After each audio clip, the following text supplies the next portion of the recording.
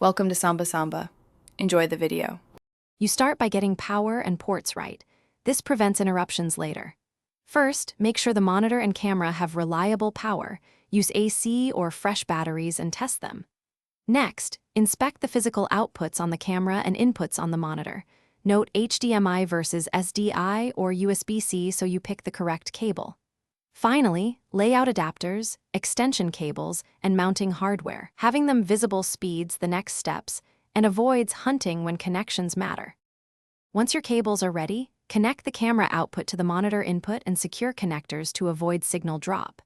Then power both devices. Cameras often enable their external output only after power on. You must set the camera's output format, resolution, and frame rate, and on the monitor select the matching input. This alignment avoids blank screens and sync issues. If you need color accuracy, set both devices to the same color space, such as Rec. 709, and disable unnecessary overlays on the monitor for an uncluttered preview. To finish, mount the monitor where you can see framing and exposure, then adjust brightness, contrast, and any focus peaking or zebras so you can trust the image. If you require audio or timecode, confirm the monitor is passing or displaying those signals and load any LUTs you need. If the monitor shows no signal, systematically troubleshoot.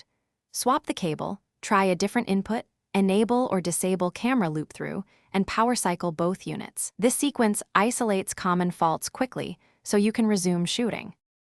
Thanks for watching. Consider subscribing if we helped you.